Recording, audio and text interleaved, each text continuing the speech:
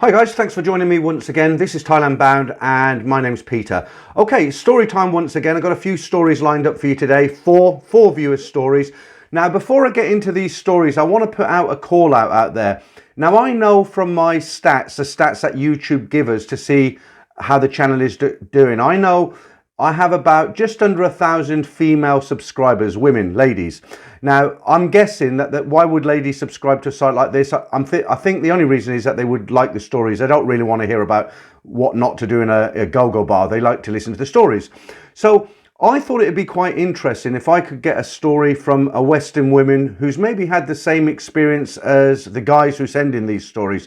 So, you know, there are, believe it or not, guys, this is going to be a hard pill to swallow, but I have had this message several times from ladies, from females who have actually written, and what they've actually said to me, they've said, look, you know, your stories about guys who go out and monger in Thailand, is it the same for women? I'd like to go out to Thailand and do the same thing. Does it work the other way around? Now, I know some of you will look and think, no way, but there are women out there who are interested in doing this sort of thing. We have women in the UK who travel to certain countries in Africa looking for, let's just say, romance. We'll leave it at that. So it does happen, and I always respond in the same way. When somebody writes to me, if a lady writes to me and asks me that question, I just say, sure, you know, go and have a look.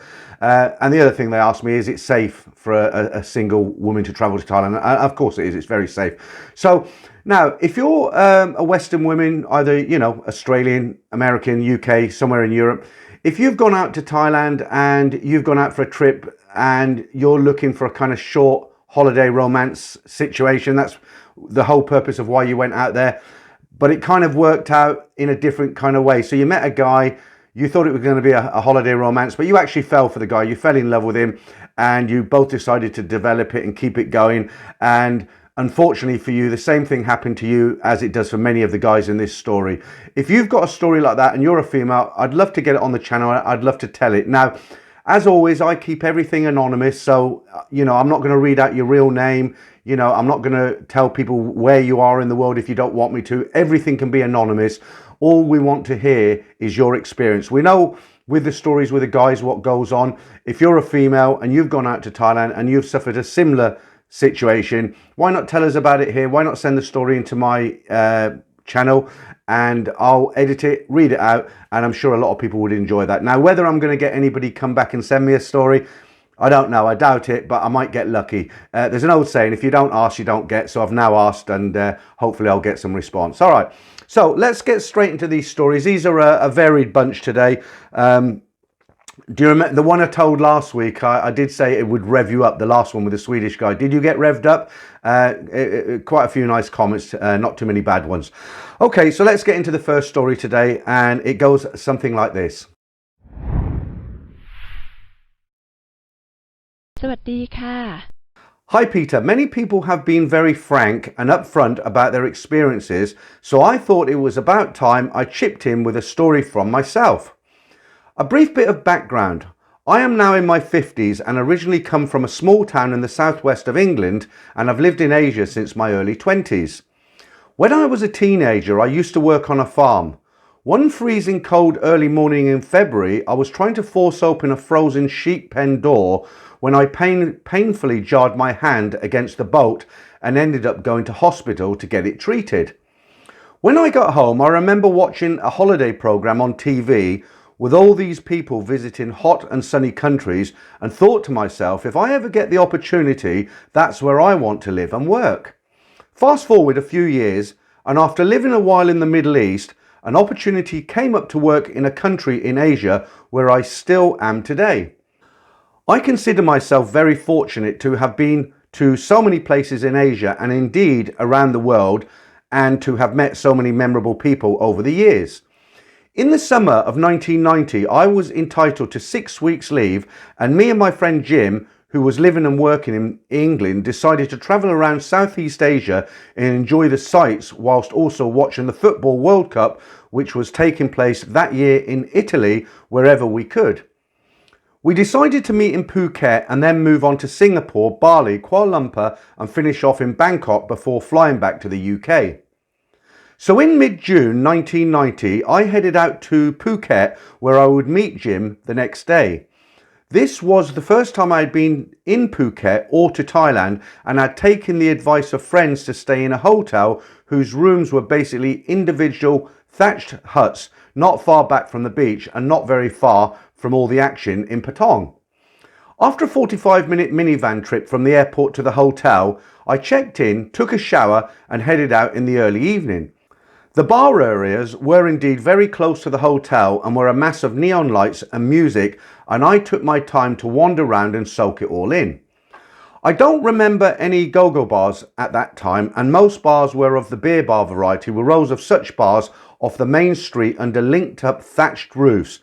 It was great to just sit down, chill out and enjoy an ice cold Singer or Kloster while watching videos of great fights of the 80s or 101 great goals. This was a very different time before satellite TV, the internet, mobile phones and social media, and I guess you had to be there at the time to really understand how different it was then compared to now. Some of the women in the bars were good fun to chat with, and I played Connect 4 and that wooden board dice game, as well as a strange game where you had to hammer in long nails into a sawn off tree stump. With my previous farm experience, I was pretty good at this, and I couldn't help thinking back to the time I jarred my hand back in freezing England when the girls asked me why I was so good at this game. Anyway, around 1 AM and after a great night out, I thought I'd head back to the hotel and get some sleep, knowing I would need to go back to the airport around 11 the next morning to meet Jim. As I wandered back to the hotel, I saw another row of beer bars close to the actual beach, not far from my hotel, and thought, why not? Just one for the road. I walked along the stretch of beer bars and for no particular reason sat down at the one called the Happy Bar. Like most bars at that time, the bar had like a wooden bench frame all around the inside, and the girls were sat on this either chatting between themselves or with customers. I ordered a Singer beer, took the first sip, looked up, and as I did, a girl who was sat with her back to me on the bench opposite turned round and our eyes met. It's hard to describe that moment, but something clicked, and I just remember thinking, she's the one. She came over and introduced herself and said her name was Dee. She was only 5 foot something, but perfectly proportioned and had a dazzling warm smile, long black hair and big bright eyes which took your breath away. In short, an absolute knockout. I'd had a fair few beers by now, and after managing to introduce myself, my main concern was not to come across as a complete drunken blithering idiot. I bought her a drink, but said that I had to go soon as I was going to meet my friend at the airport the next morning, but would come back to say hello the next evening if she was working. Her English was very limited, but she said she would be waiting for me. I said good night and made sure to remember the bar name and where it was for the following evening. The next morning, I was woken by the hotel reception at 10 AM. They told me that the minivan was waiting to go to the airport, and where was I? I jumped in and out of the shower, grabbed a coffee from the hotel restaurant and was soon on the way to the airport, feeling only slightly worse for wear. Jim had arrived on time and soon we were back in Patong. We made our way round Patong Beach and had a great time chilling out and enjoying the nightlife. Jim, like me, had never been to Thailand before and was amazed by the sheer vibrant, in-your-face nature of the place, with all the neon lights and music, along with ice cold beer and good looking women. Dee was now really on my mind, and I'd kept her in my back pocket, so to speak, and after a few hours I told Jim about her and said how about we go and see her before watching a football game from the UK later on. He said no problem, so off we went. Looking back, it never occurred to me that she might not be in the bar or that she might have already gone off with another customer. She said that she would wait for me and I had said I would be back. So that was that, and she would be there waiting for me. Sure enough, and to my surprise, she was there and she couldn't be happier to see me. I couldn't have been happier to see her. Her English was indeed very limited, but it didn't seem to matter. As I said, we just clicked. With the help of her friend called Dang, we managed to communicate okay, and to my amazement, I learnt that Dee had been working on a construction site in Phuket moving waste materials and the like just 10 days before I met her.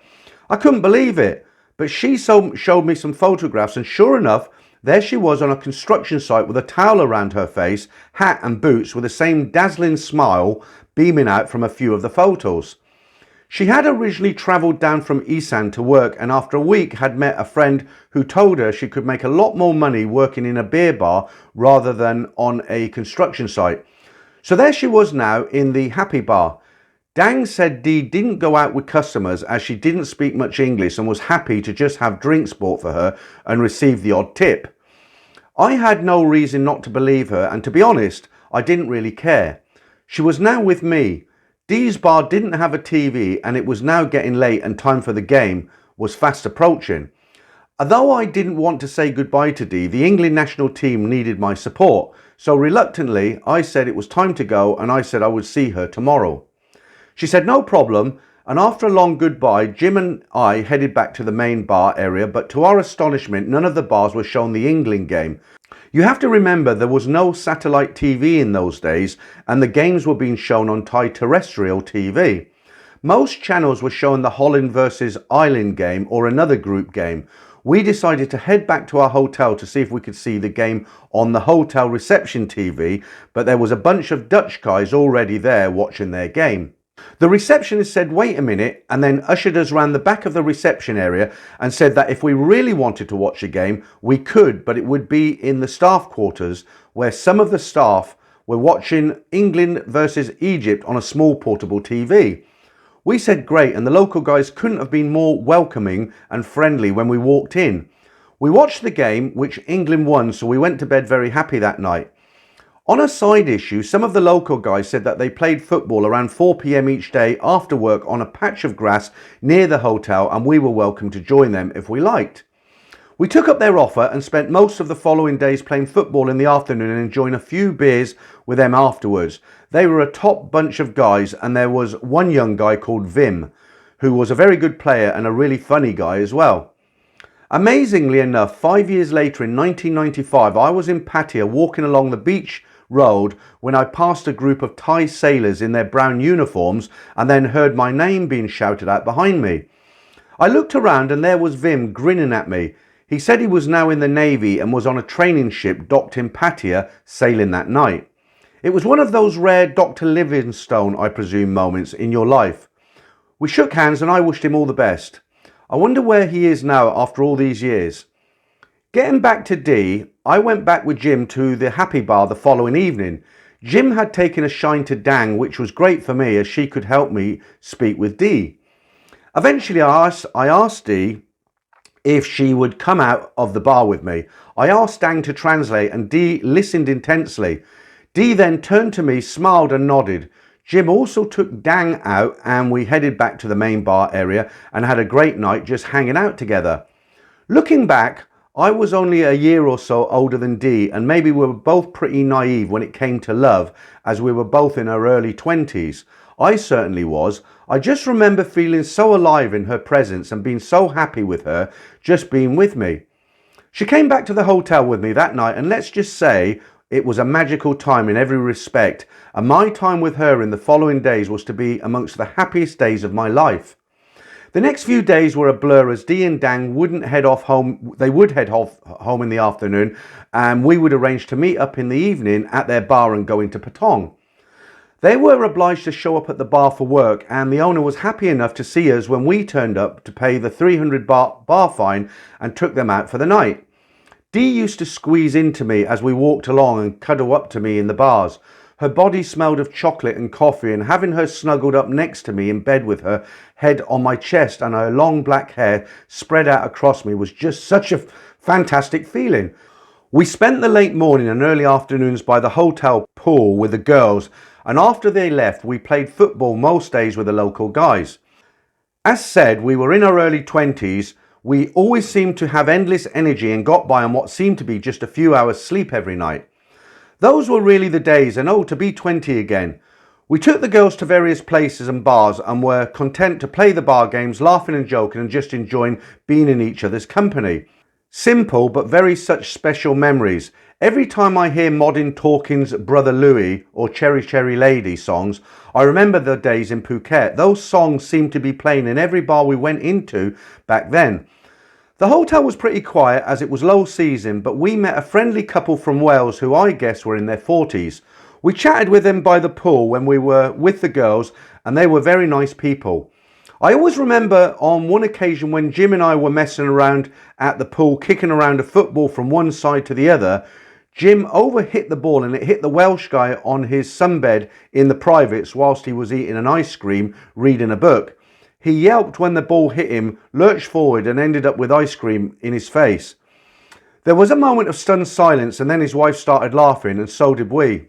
We apologised and of course got him another ice cream and a few bottles of Singer to make up for it. I still smile when I think about it now. A few days later, England were to play Belgium in the World Cup knockout round. This time, most, if not all of the bars were going to show the game. We had found one bar we liked with a very friendly Portuguese owner who had a parrot in a cage that squawked a lot. The girls loved it. We watched the game, which went on late into the night and into extra time, and there was a Belgium guy there watching the game with us. It was a very exciting roller coaster match, and some of your viewers may remember that England scored the winning goal right at the death. Jim and I went crazy after the final whistle blew and the girls literally jumped into our arms as we celebrated. The Belgium guy was slumped over the bar he was disappointed but very graciously congratulated us and bought us a beer and the girls a drink. What a gentleman. Our stay in Phuket was now coming to an end and I was dreading having to say goodbye to Dee. She meant a lot to me and I know I meant a lot to her. Saying goodbye to her was one of the hardest things I've ever had to do. In those days there was no email and Dee had no telephone contact at the bar or in the room where she stayed. I gave Dee my address and the owner of the Happy Bar gave me her address and I told Dee I would write to her.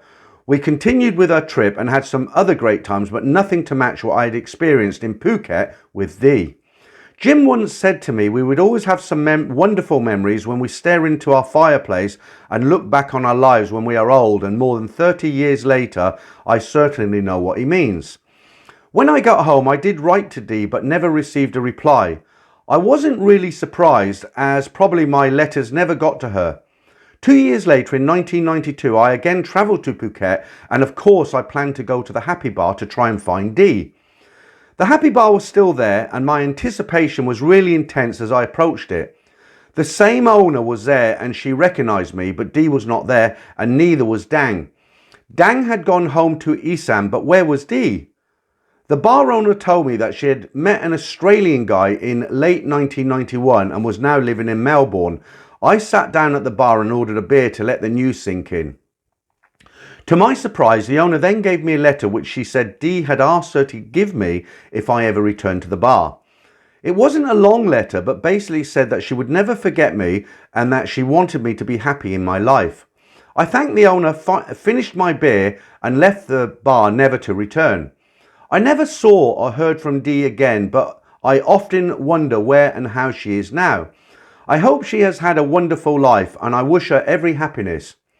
More than 30 years have now passed and there have been many more trips to Thailand and yes, more ladies in my life. But I think many of your viewers, like myself, will always remember their first time with a Thai lady like it was yesterday, whilst other encounters just seem to blur and merge into one. After all this time, I often think of Dee. Sometimes when I'm in a bar just chilling out, enjoying a beer and letting the music and atmosphere wash over me, I cast my mind back, close my eyes and see Dee's eyes light up together with her oh so lovely smile as she sees me approach her bar and sit down opposite her. There you go guys, it wasn't that quite a nice story. That was one of those kind of feel-good stories. I can relate to what he's saying about the days before the mobile phones and the internet and everything, because I can still remember way back in Bangkok around 92, there was a lot of internet cafes and a lot of the girls who work in the bars in the late afternoons, you'd see them in these internet cafes and they were obviously, they had a paid service. So somebody in that internet cafe would speak and write English and the girls would go in there and they would pay this person, I don't know how much, but they'd pay this person to write a letter to their overseas boyfriend, sponsor, whoever it was. And when they got an email back from the guy, then the person in that internet shop would translate it for the girl. And that was a big thing back then. This was before the days of mobile phones. The internet was it was quite new, early 90s, and these shops were all over the place. And you'd see these girls, they'd be packed in there in the afternoon because it's business at the end of the day, isn't it? So, all right, so that was the longest story for today. Let's get straight into story number 2. I just stumbled across your YouTube channel a few days ago, and so far I have enjoyed your content. I can relate to some of the stories you tell. Here is a thought for you, for your viewers. How did these guys recover from both financial and heartbreak? Are they still doing well? Do they still go to Thailand? Here is my story. I have been going to Thailand since 2009, once or twice a year. I followed an ex-girlfriend there and fell in love with the place. I met lots of ladies and fell for many of them. One in particular whose name was Samon, who I fell madly in love with. Yes, she was a bar girl. We kept in touch and I would go and see her as often as I could visit Thailand. Samon used to tell me she was faithful to me and only worked at the bar to support her family. She also told me that she never went off with customers. She only got paid commission on drinks, tips and a small salary. To tell you the truth, I was not very faithful to her, and back in Canada I would continue to date as well. We had our ups and downs, but in general we were happy when we reconnected. On a visit to Thailand in 2015, Samon and I made love. However, as I was a little drunk, I never wore any protection. So about 3 months later, I receive a call from Samon. She tells me that she is pregnant, but she is not in a good financial position to have a child, and could I help her with paying for a termination? I couldn't do that to an unborn child. We talked some more and I decided that I would take care of her family and pay the hospital bills. I told her once the baby was born, we could all move to Canada. Well, the baby was born early, so I missed her birth by 10 days. When I arrived, mother and baby were doing great and her family was basically acting like they had won the lottery. And to a certain extent they had. We had a wedding ceremony and yes, I paid a dowry of 100,000 baht. I stayed 3 months and the three of us were like a happy family. Samon's mother and father, along with other relatives and family members, kept asking me for money. 1,000 baht here and 1,000 baht there. I didn't really mind as I considered them family. I work in IT and I work nights as the pay rate is better on nights. I wanted to make as much money as possible. Once I arranged citizenship of the baby, Samon said I can go ahead to Canada with the baby and she will follow me next year as she had to take care of her grandmother. I was immediately suspicious. What was she up to? How can she just give me her baby and tell me to leave Thailand without her? I called my brother and his wife and asked them to come to Thailand and help me bring the baby back to Canada. We went to a lawyer, more costs, and the embassy to make sure all the required paperwork was correct for travel and that the baby's Canadian passport was ready. Good news, all the paperwork was in order, so we all went back to Canada, but without Samon. After a month of making video calls to Thailand, Samon disappeared for a week. Not sure where to, but I later found out that she had returned to her old life in the bars, drinking and partying with old boyfriends and customers. When I eventually got hold of Samon again by phone, I asked her what she thought about her future plans. She went on to tell me that she's not ready to be a mother and that I can raise a baby by myself. She went on to tell me that if one day the baby wants to meet her, she would be okay with that. I was heartbroken by what she had said. One thing that I've learned in life is that you cannot make someone love you. So me and the baby continued with our lives and we are happy. My daughter is grown up to be smart, a smart person with lots of passion in lot of life. What happened to Samon? Once in a while I get a message from her asking me for photographs of our daughter and asking me when I will be coming back to Thailand. And she is ready to come to Canada and live with us. I have since moved on and I am in a different relationship with a Thai woman that has moved here for PhD studies. My daughter doesn't really want to talk to someone and considers my mother and my sister-in-law as her mother figures. I made a mistake in Thailand falling for Samon, but I'm so glad that I did as I love my daughter and she loves me. It is funny how life deals out the cards, but I guess like poker, we have no choice but to play the cards we are dealt with. The only comment I'd say on this one, he's actually quite lucky because I've known several cases. So if I personally know of several cases, there must be thousands of cases, but I know of guys who have fallen in love with bar girls and they have had children and the relationship has gone sour and sometimes the child is used as a bargaining chip, held to ransom, which isn't very good, I know. And on many occasions the child just disappears up country, never to be seen again by the guy. So the fact that this guy was able to take his daughter back to Canada and they're now together and living a happy life, he's actually very, very lucky. He didn't mention in this story whether he'd had, because I know what comments are on the way, I know what you guys are like. He didn't actually mention if he'd sent someone for a DNA test at the time. He didn't mention that, but I'm guessing if he took the baby back to Canada, then I would presume that he would have done that. Okay, all right, let's move straight into story number 3. My name is John, and this happened to me about 10 years ago on my first trip to the Land of Smiles. I'm in the army, and about 10 years ago I was serving Queen and Country in Afghanistan. I was stationed in Helmand province, right on the front line. Although we were in a war zone, I spent a lot of my time sunbathing and working out. Hence, I was in excellent shape.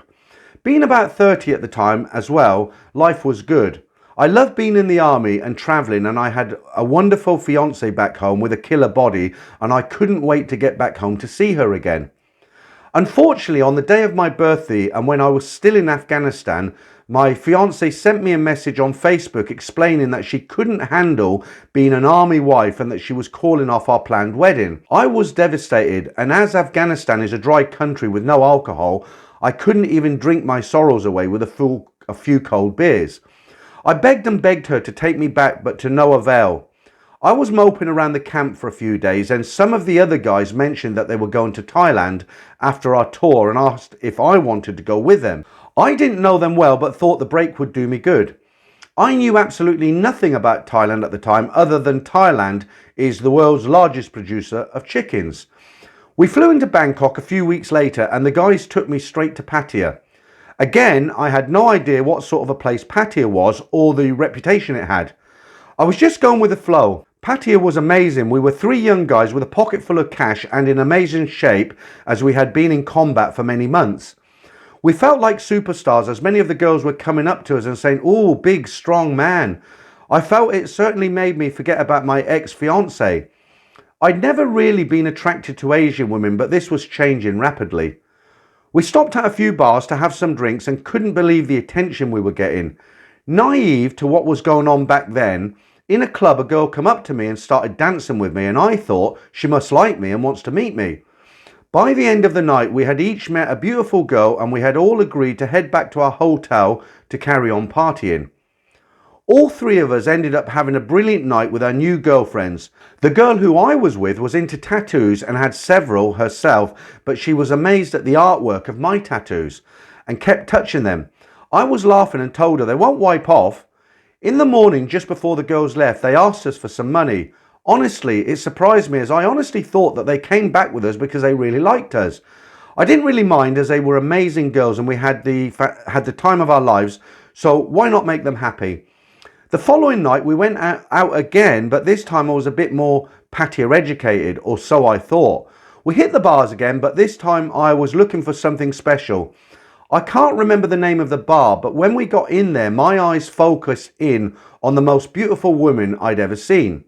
Strong, athletic body, tall, and such seductive eyes. Who could resist? I was instantly infatuated. I worked up the courage to approach her and say hello. We spent some time talking about all sorts of things, and she knew a lot about Premiership football, which I love.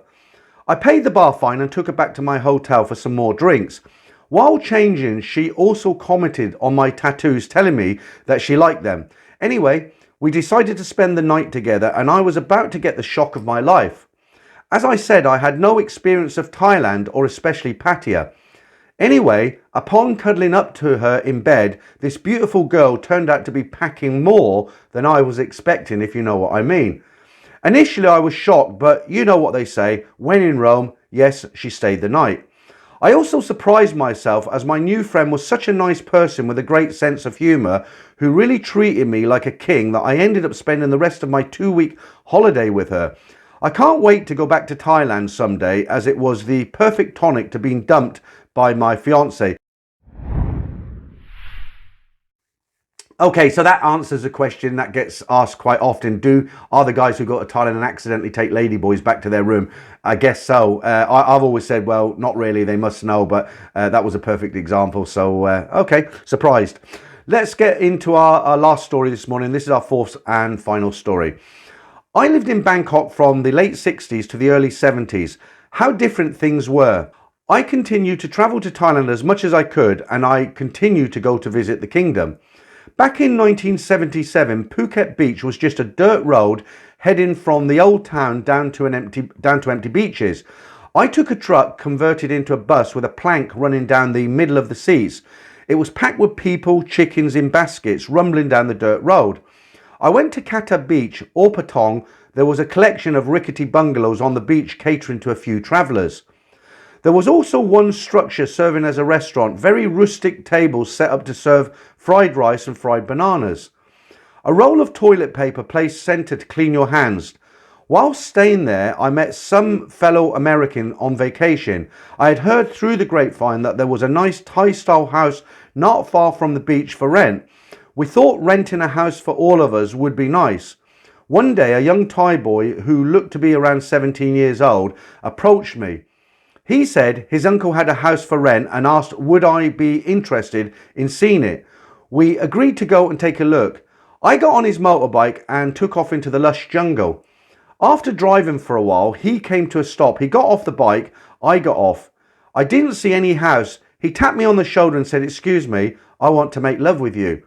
Well, that's the polite version of what he actually said. But anyway, I had lived in Thailand long enough to know that whatever you do, don't get into a confrontation where someone could lose face. I walked away with no comment, but he followed me and tapped me on the shoulder again. Then I turned my back on him and sat down. He was quite quiet and I calmly told him, "That is not polite." He looked distressed and said, "I'm sorry." I told him it was okay and I accepted his apology and told him that it's not a nice way to talk. He gingerly touched my shoulder and apologised. We got back on the bike and he drove off in silence. He took me to his family home where I had lunch with him along with his mother and sister in a raised Thai-style house in what looked like a farming plot of land. After lunch, we headed back to Phuket town. As we entered town, his buddies were waiting on the side of the road, laughing and giving him a high five. I let the boys think what they wanted. I was lucky for sure to know how to navigate myself in that dicey situation. Somewhere I still have a photo I took of his sister. I often think I was stupid to go off with him like I did, but as you know, Thais are genuinely peaceful and do not look for confrontation. I wonder if he ever thinks of me on that day back in 1977. That's quite an unusual story, isn't it? So you have to be careful. Right, guys, that's it for the stories this week. As usual, I'll be back for the live stream Friday, 9 p.m. UK time. I hope you can come along and join in. If you'd like to show your appreciation what I do on this channel, there is a link in the description to be able to buy me a coffee or a couple of beers, whatever you feel comfortable with, or you can join as a member, or at the very least, it'd be great if you could subscribe and you'll get notifications for more of these stories. All right, guys, thanks for watching again, and I'll see you all next Friday if you're here for the live stream, and if not, there'll be more stories next Saturday.